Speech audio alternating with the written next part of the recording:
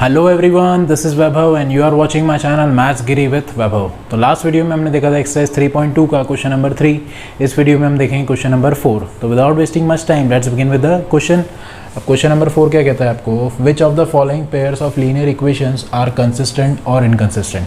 ठीक है, तो आपको ये पता लगाना है कि इक्वेशन में से जो गिवन इक्वेशन है वो कंसिस्टेंट है या इनकंसिस्टेंट है। ठीक है, अब सेकेंड पार्ट क्या कहता है कि इफ़ कंसिस्टेंट, अगर कंसिस्टेंट प्रूव होती है, ठीक है, तो ऑब्टेन द सॉल्यूशन ग्राफिकली। तो अगर कंसिस्टेंट है तो फिर उसके सॉल्यूशन भी निकालने हैं आपको और ग्राफिकल मेथड से। ठीक है, तो देखते हैं फर्स्ट पार्ट। तो इसको सबसे पहले इक्वेशन आपको दे रखी है x plus y equals to 5 और 2x plus 2y equals to 10। ठीक है, तो सबसे पहले हम इसको स्टैंडर्ड फॉर्म में लिख लेते हैं। तो x plus y minus 5 is equals to 0 and 2x plus 2y minus 10 is equals to 0। ठीक है, तो ये तो हो गया आपका स्टैंडर्ड फॉर्म। अब इसके बाद हम लिख लेते हैं इसको a1 इज इक्वस टू 1 दे रखा है और a2 is equals to 2, b1 is equals to 1, b2 is equals to 2, c1 is equals to minus 5 और c2 is equals to minus 10। ठीक है, अब इसका रेशो निकाल लेते हैं। तो a1 बाई a2 क्या हो जाएगा 1/2, b1 अपॉन b2 क्या हो जाएगा 1/2 और c1 अपॉन c2 क्या हो जाएगा -5/10 है, -5/10 है। तो माइनस माइनस कैंसिल हो गया, 5 1 ज़ा 5 2 ज़ा, तो ये भी क्या आ गया 1/2। ठीक है, तो इससे क्या मालूम पड़ा हमें कि a1 upon a2 is equals to 1 is equals to b1 upon b2 is equals to c1 upon c2। ठीक है, a1 बाई a2 भी 1/2 था, b1 बाई b2 भी 1/2 है और c1 अपॉन c2 भी 1/2 है। तो तीनों आपस में इक्वल आ गए। तो तीनों आपस में इक्वल आ गए तो ये किसकी कंडीशन है, this is the condition of, this is the condition of infinite solution. Infinite solution की कंडीशन है। तो therefore these lines are consistent। ठीक है, इनफाइनाइट सॉल्यूशन की कंडीशन है तो ये लाइंस हो गई कंसिस्टेंट। तो ये तो अभी हाफ पार्ट ही हुआ है। ठीक है, अब इसका सॉल्यूशन भी निकालना है क्योंकि इसने बोला था कि अगर कंसिस्टेंट आ रही है तो आपको ग्राफिकल मेथड से इसका सॉल्यूशन भी निकालना है। ठीक है, अब देखते हैं इसका सॉल्यूशन बाय ग्राफिकल मेथड। तो पहले इक्वेशन को मैं लिख लेता हूँ वापस से, x plus y equals to 5।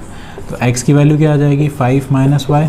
ठीक है, अब x की वैल्यू 3 डिफरेंट वैल्यूज़ x की और y की निकाल लेते हैं, 2 निकाल लेते हैं। तो इसके अंदर अगर लिख देते हैं हम x और इधर आएगी y। ठीक है, तो अगर मैं y की वैल्यू 0 रखता हूँ तो 5 माइनस 0 इज़ 5 और अगर मैं y की वैल्यू 2 रखता हूँ तो 5 माइनस 2 इज़ 3।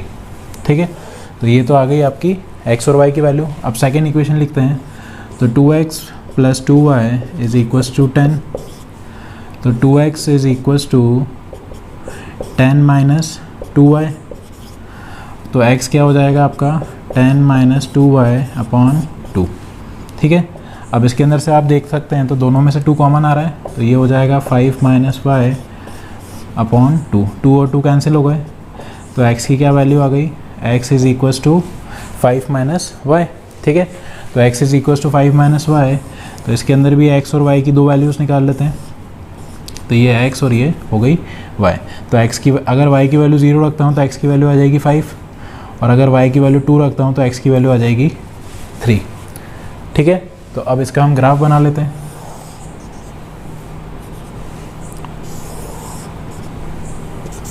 तो ये तो हो गई आपकी x axis, this is y axis, this is y dash and this is x dash और ये हो गई आपकी ओरिजिन। ठीक है, तो ये 1 2 3 4 एंड 5 ये हो जाएगी -1 -2 -3, 1 2 3 -1 -2 एंड -3। ठीक है, अब पहला वाला सॉल्यूशन देखते हैं। तो y की वैल्यू 0 पे x की वैल्यू 5 आई, तो y की वैल्यू 0 यहाँ पर रहेगी, x की वैल्यू 5 इधर, ये रहा फर्स्ट पॉइंट। अब x की सेकेंड देखते हैं। तो y की वैल्यू 2 पे x की वैल्यू आई 3, तो y की वैल्यू 2 इधर और x की वैल्यू 3 इधर। ठीक है, तो this is the second point. तो इन दोनों को जोड़ते हुए हम एक स्ट्रेट लाइन बना देंगे।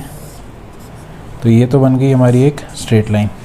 ठीक है, अब आप देखेंगे इसको, तो ये वाला बॉक्स और ये वाला बॉक्स, x और y की वैल्यू दोनों सेम ही है, ठीक है। तो दोनों इक्वेशन सेम ही थी लगभग। तो वापस से अगर मैं 0 रखता हूँ, 0 पे 5, y की वैल्यू 0 और x की वैल्यू 5, तो यही पॉइंट आएगा, और y की वैल्यू 2 और x की वैल्यू 3, तो यही पॉइंट आएगा। मतलब ये दोनों इक्वेशन एक दूसरे के ऊपर कोइंसिडेंट होगी, ठीक है, एक के ऊपर एक चलेगी ये, ठीक है। तो अगर आप वापस से यही बनाएंगे तो एक और इक्वेशन भी इसी तरीके से मिलेगी। तो ये जो लाइन्स होगी वो कोइंसिडेंट होंगी, ठीक है। तो जब भी हम इस सॉल्यूशन को निकाल रहे हैं, तो जब भी आपका इनफाइनाइट सॉल्यूशन का ग्राफ बनता है, ठीक है, इनफाइनाइट सॉल्यूशन का ग्राफ किस तरीके से बनेगा, तो कोइंसिडेंट लाइन ही बनेगी, ठीक है। तो अब देखते हैं इसका second part, that is x minus y equals to 8 and 3x minus 3y equals to 16। तो सबसे पहले हम इसको स्टैंडर्ड फॉर्म में लिख लेते हैं। तो x minus y minus 8 is equals to 0 and 3x minus 3y minus 16 is equals to 0, ठीक है। तो इससे हम a1 a2 और b1 b2 सब निकाल लेते हैं। तो a1 क्या आ जाएगा आपका 1, क्योंकि इसके आगे कुछ नहीं है तो 1 होगा, b1 इज़ -1 और c1 हो जाएगा आपका -8, ठीक है। और a2 क्या है आपका 3, b2 is -3 and c2 is -16, ठीक है।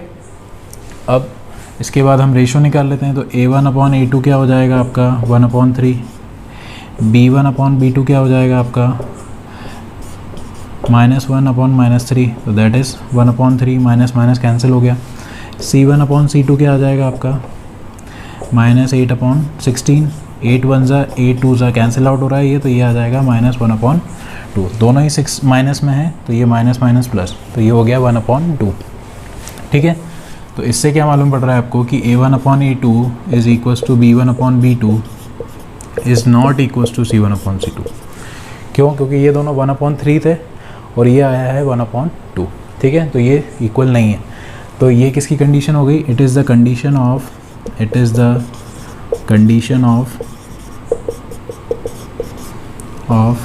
नो सॉल्यूशन, ठीक है। नो सॉल्यूशन की कंडीशन है। देयरफॉर इट इज़, या तो यूँ लिख सकते हैं दीज लाइन्स आर इनकंसिस्टेंट, ठीक है।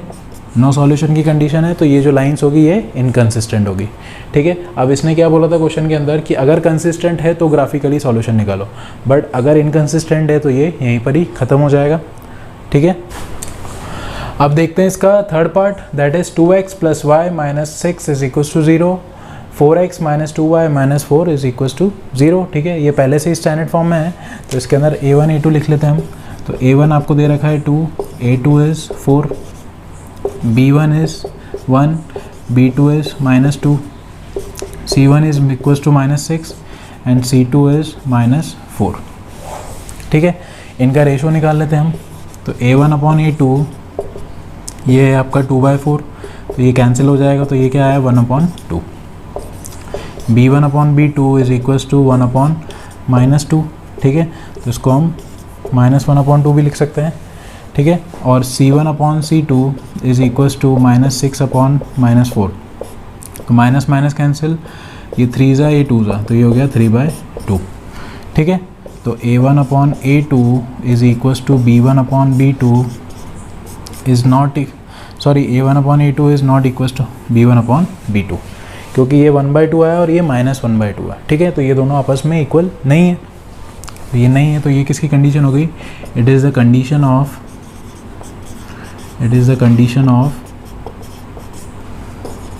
Unique solution. यूनिक सॉल्यूशन की कंडीशन है therefore these lines are consistent, ठीक है। यूनिक सॉल्यूशन की कंडीशन है, तो ये सारी जो लाइंस होगी, ये दोनों लाइंस ये कंसिस्टेंट है, ठीक है। तो अब देखते हैं इसका सॉल्यूशन बाय ग्राफिकल मेथड, क्योंकि इसमें बोला था कि अगर कंसिस्टेंट आ रहा है तो इसका सॉल्यूशन निकालो ग्राफिकल मेथड से, ठीक है। तो अब लिखता हूँ मैं पहली इक्वेशन वापस से, that is 2x plus y minus 6 is equals to 0। तो इससे मैं y की वैल्यू निकाल लूँगा, तो y will be 6 minus 2x, ठीक है। 6 उधर गया प्लस हो गया और 2x उधर गया, तो ये माइनस। तो अब इससे मैं y की डिफरेंट वैल्यूज़ निकाल लेता हूँ, x और y की, ठीक है। और इधर आ गया x और ये आ गया y। अब x की वैल्यू अगर मैं 0 रखता हूँ तो 2 इंटू 0 दैट इज़ 0, तो 6 आ गई y की वैल्यू। अब x की वैल्यू मैं 2 रखता हूँ तो 2 2 ज़ा 4, तो 6 माइनस 4 दैट इज़ 2, तो y की वैल्यू भी आ जाएगी 2। ठीक है, अब सेकेंड इक्वेशन देखते हैं। तो 4x minus 2y minus 4 is equal to 0। तो इससे मैं y की वैल्यू, इससे x की वैल्यू निकाल लेते हैं, तो दैट इज़ 2y प्लस 4। तो x की वैल्यू क्या आ जाएगी 2x प्लस 4 होल अपॉन 4। ठीक है, तो इससे भी मैं x और y की वैल्यू निकाल लेता हूँ। तो ये हो गई x और ये हो गया y। ठीक है, तो y की वैल्यू अगर मैं 0 रखता हूँ तो ये हो गया 0 इंटू 2 दैट इज़ 0, तो 0 प्लस 4 हो गया 4, 4 अपॉन 4 ये आ गया 1। अगर मैं y की वैल्यू 2 रखता हूँ तो 2 2 ज़ा 4, 4 प्लस 4 8, 8/4, तो ये हो गया 2। ठीक है, तो अब इसको प्लॉट कर लेते हैं ग्राफ को। तो ये तो हो गई आपकी x axis, this is y axis, ये हो गया y डैश और ये हो गया आपका x डैश। ये हो गया ओरिजिन, तो ये 1 2 3 4 5, ये हो गया 1 2 3 4 5 एंड 6, -1 -2 -3 -1 -2 -3। ठीक है, अब प्लॉट करते हैं। तो उधर देखिए, तो 0 x की वैल्यू 0 पे y की वैल्यू 6 आ रही है, तो x की वैल्यू 0 इधर और y की वैल्यू 6, तो ये मिल गया आपको पहला पॉइंट। ठीक है, अब x की वैल्यू 2 पे y की वैल्यू भी 2 आ रही है, तो x की वैल्यू 2 इधर है और y की वैल्यू 2 इधर है। ठीक है, तो ये आपको मिल गया पहला पॉइंट। ठीक है, दूसरा पॉइंट, तो अब इन दोनों को ज्वाइन कर देंगे इन पॉइंट को, तो ये हो गया, तो ये तो बन गई आपकी straight line for first linear equation. जो आपकी पहली लीनियर इक्वेशन थी उसकी ये स्ट्रेट लाइन है। ठीक है, अब दूसरी देखते हैं। तो इधर है y की वैल्यू 0 और x की वैल्यू 1, तो y की वैल्यू 0 इधर आएगी और x की वैल्यू 1 इधर आएगी, तो ये हो गया पहला पॉइंट। अब दूसरा पॉइंट क्या है 2,2, तो 2,2 तो ये रहा हमारा पॉइंट। ठीक है, अब इससे पास होती हुई एक स्ट्रेट लाइन बनानी है, तो ये बन जाएगी हमारी एक स्ट्रेट लाइन। ठीक है, तो इन दोनों ने पॉइंट पे इंटरसेक्ट कौन से पे करा है 2,2 पे। ठीक है, तो 2,2 पे इंटरसेक्ट करा है, तो इसके सॉल्यूशंस क्या हो गए, तो x is equals to 2 and y is equals to 2। ठीक है, तो ये हो गया इसका सॉल्यूशन, x इज ऑल्सो 2 और y इज इक्वल्स टू 2। ठीक है, अब देखते हैं इसका fourth part, that is 2x minus 2y minus 2 is equals to 0, 4x minus 4y minus 5 is equals to 0। ठीक है, तो ये तो पहले से ही स्टैंडर्ड फॉर्म में है, तो इसके बाद हम लिख लेंगे a1 a2। तो a1 क्या है आपका 2, a2 इज़ 4, b1 क्या है आपका -2 एंड b2 इज़ -4, और c1 क्या है आपका -2 और c2 इज़ -5। ठीक है, अब इनका रेशोज़ देख लेते हैं। तो इनके रेशोज़ क्या हो जाएंगे, a1 बाई a2 का रेशो क्या आ जाएगा 2/4, दैट इज़ 2 1 ज़ा 2 2 ज़ा, तो ये हो गया 1/2। b1 बाई b2 देख लेते हैं। तो b1 अपॉन b2 क्या हो जाएगा -2 अपॉन -4, दैट इज़ ये भी कैंसिल हो रहा है 1 ज़ा 2 ज़ा, तो ये भी आ गया 1/2। c1 बाई c2 देख लेते हैं, -2 अपॉन -5, माइनस माइनस कैंसिल और कुछ कैंसिल नहीं हो रहा है। ठीक है, तो इससे क्या मालूम पड़ा मुझे कि a1 by a2 is equals to b1 by b2 is not equals to c1 upon c2। ठीक है, तो a1 by a2 is equals to b1 by b2 is not equals to c1 by c2। तो ये किसकी condition है, it is the condition of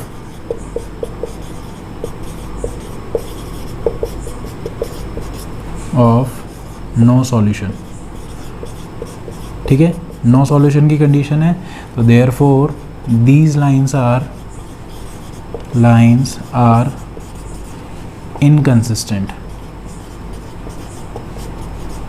ठीक है, अगर नो सॉल्यूशन है तो इनकंसिस्टेंट लाइन होगी। ठीक है, तो इसने क्या बोला था कि अगर इनकंसिस्टेंट लाइन है तो यहीं ख़त्म हो जाएगा क्वेश्चन, अगर कंसिस्टेंट होती तो सॉल्यूशन निकालना था। ठीक है, तो इनकंसिस्टेंट है तो यहीं पर ही कंप्लीट हो गया क्वेश्चन। ठीक है, तो इसी के साथ आपका क्वेश्चन नंबर 4 कंप्लीट होता है। Will be doing question number 5 in our next video. अगर ये वीडियो आपको अच्छा लगा हो तो please do like it and share with your family and friends, and for more such videos please subscribe to my channel maths Giri with Vaibhav. Thanks for watching this video. Thank you, have a nice day. Thank you.